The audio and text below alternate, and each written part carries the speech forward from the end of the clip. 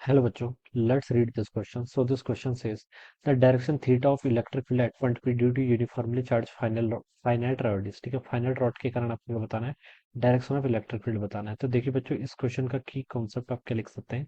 The key concept of this question direction of electric field at point P point पर आपको electric field की direction बतानी है। तो देखिए बच्चों ये आपकी फाइनाइट रॉड है। फाइनाइट रॉड के कारण आपका इलेक्ट्रिक फील्ड का फॉर्मूला क्या होता है देखिए पहले हम देखिए इसको बताते हैं। फाइनाइट रॉड मान लीजिए आपके पास कोई ऐसे फाइनाइट रॉड है। इसके कारण आपको देखिए किसी भी पॉइंट ठीक है। ये मान लीजिए कोई फाइनाइट रॉड है कोई पॉइंट पी है ठीक है। यहाँ पर आपको क्या बताना है इलेक्ट्रिक फील्ड बताना है ठीक है नेट इलेक्ट्रिक फील्ड बताना है ठीक है। ये एंगल आपका मान लीजिए यहाँ पर थीटा 1 है। दिस एंगल इज थीटा 2 ये एंगल कितना हो जाएगा थीटा 1 थीटा 2 हमने डिफाइन कर दिया। अब बच्चों देखिए इलेक्ट्रिक फील्ड के दो कंपोनेंट आते हैं एक कंपोनेंट आपका एक्स एक्सिस का लॉन्ग आता है ठीक है। ये मान लीजिए मेरा एक्स एक्सिस है this is my Y axis ठीक है। अब मैं देखिए दोनों के साथ जो इलेक्ट्रिक फील्ड होता है इसको हम लिखते कहते हैं एक्स एक्सिस के अलॉन्ग देखिए जो आपका इलेक्ट्रिक फील्ड होता है इसका फॉर्मूला होता है आपका lambda divided by 4 pi epsilon not ठीक है टाइम्स आर ठीक है। आर यहाँ से आते की क्या होती है बच्चों आपके परपेंडिकुलर डिस्टेंस ये जो डिस्टेंस है ना परपेंडिकुलर डिस्टेंस ये आपकी आर कहलाती है। टाइम्स कितना हो जाता है आपका sine of theta 2 plus theta 1 के equal sine theta 2 plus theta 1 के इक्वल ठीक है। ये फॉर्मूला याद रखना है आपको ठीक है। अगर आपका फाइनाइट रॉड है उसके कारण इलेक्ट्रिक फील्ड किसी पॉइंट पर फाइंड आउट करना है तो इसी फॉर्मूले का हमें यूज करना पड़ेगा। तो ये तो ई एक्स आ गया और ई वाई देखिए कितना होगा आपका lambda divided by 4 pi epsilon naught r ठीक है। टाइम्स आपका कॉस थीटा 2 माइनस कितना हो जाता है आपका कॉस थीटा 1 ये आपका फॉर्मूला है ठीक है। ये स्टैंडर्ड फॉर्मूला है दो के दो। ये दोनों फॉर्मूला आपको क्या होने चाहिए याद होने चाहिए। This is the formula of the electric field because of a finite wire element ठीक है।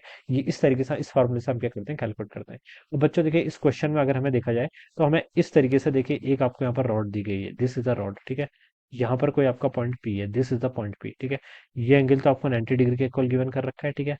और यहाँ पर देखिए आपका ये एंगल कितना आपका 30 डिग्री के इक्वल गिवन कर रखा है ठीक है। तो ये 90 30 ठीक है। तो ये आपका कितना हो जाना चाहिए 60 हो जाना चाहिए बिकॉज ये एक ट्रायंगल बनेगा ठीक है। इस पॉइंट पी पर आपको बताना है ठीक है। तो बच्चों देखिए यहाँ पर हमें इस तरीके से क्वेश्चन में डेटा गिवन किया हुआ है ठीक है। एक एंगल आपको थीटा यहाँ पर ऐसे गिवन कर रखा है ये आपकी लाइन जा रही है ठीक है। इस तरीके से कुछ ठीक है यहाँ पर आपको ये एलिमेंट दे रखा है इसके कारण ठीक है। और ये एंगल आपका कितना है यहाँ से थीटा के इक्वल है this angle is equal to theta.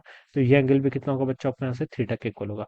बस ठीक है इतना आपको गिवन कर रखा है ठीक है। इलेक्ट्रिक फील्ड के भी कंपोनेंट दे रखे हैं एक्स एक्सिस के अलॉन्ग ई एक्स है वाई एक्सिस के अलॉन्ग कितना आपका ई वाई है ऑलराइट। अब भी देखिए अब इस क्वेश्चन को हम यहाँ से स्टार्ट करते हैं ठीक है।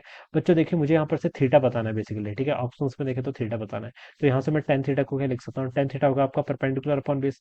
परपेंडिकुलर ई वाई है अपॉन बेस बेस क्या है ई एक्स। तो आप ई वाई कैलकुलेट कर लीजिए और ई एक्स कैलकुलेट कर लीजिए और यहाँ से आपका ये एंगल निकल जाएगा ठीक है। पहले हम देखिए ई एक्स कैलकुलेट करते हैं इस फॉर्मूले का यूज करेंगे ई एक्स देखिए किसके इक्वल आएगा आपका lambda by 4 pi epsilon naught are ये टर्म तो ऐसी रहेगी ठीक है।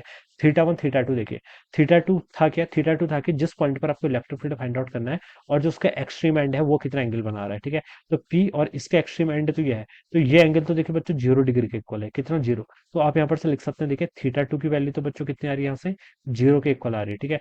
दूसरा एंगल आपका थीटा 1 क्या था जो ये नीचे की तरफ एंगल बना रहा था तो यहाँ तक एक्सटेंड है। और ये एंगल कितना बनना है आपका 60 डिग्री तो थीटा 1 आपका कितना हो जाएगा 60 डिग्री। बस आपने ये दोनों चीजें कैलकुलेट कर ली। अब तो आंसर काफी इजी हो जाएगा देखिए sin θ2 sin 0 0 के इक्वल होता है sin 60 कितना होता है आपका √3/2 तो ये वैल्यू यहाँ से इतनी आ गई। अब वाई एक्सिस के अलॉन्ग देखिए कितना आएगा lambda by 4 pi epsilon naught are ये तो ऐसे ही रहेगा आपका ठीक है। cos θ2 ठीक है थीटा 2 कितना जीरो कॉस जीरो की वैल्यू आपकी 1 के इक्वल माइनस देखिए आपका cos θ1 cos 60 कितना होता है 1/2 तो ये आपका आंसर 1/2 हो जाएगा। तो ये हो जाएगा आपका देखिए lambda by 4 pi epsilon naught are ये टर्म तो ऐसे रहेगी टाइम्स आपका यहाँ पर 1/2 हो जाएगा ठीक है। देखिए इन दोनों को डिवाइड कर लीजिए E Y by E X करेंगे तो यहाँ से टेन थीटा आएगा तो देखिए कर लीजिए ई वाई कितना आपका lambda by 4 pi epsilon naught R lambda by 4 pi epsilon naught R पूरा कैंसिल। ई वाई ऊपर आपका न्यूमरेटर में 1/2 है नीचे कितना आपका √3/2 ठीक है। तो 1/2 से 1/2 कैंसिल टेन थीटा की वैल्यू कितनी आएगी यहाँ से 1/√3 के इक्वल। थीटा की वैल्यू कितनी हो जाएगी फिर यहाँ से 30 डिग्री के इक्वल तो थीटा आपका कितना आ गया 30 डिग्री ठीक है। तो यही एंगल देखिए आपका थीटा था ये कितना कैलकुलेट कर लिया आपने 30 डिग्री के इक्वल ठीक है। तो ये आपका नेट इलेक्ट्रिक फील्ड ऐसे पास करेगा जो कि 30 डिग्री बनाएगा विद द एक्स एक्सिस। तो वही पूछा है net electric field at an angle of 30 degree from the x axis. तो जो आपका ए ऑप्शन है बच्चों ये क्या होगा इसका राइट आंसर ऑलराइट। तो इस तरीके से हम क्या करेंगे इस क्वेश्चन को सॉल्व करेंगे। So I hope you all understood this concept all the best and thank you so much.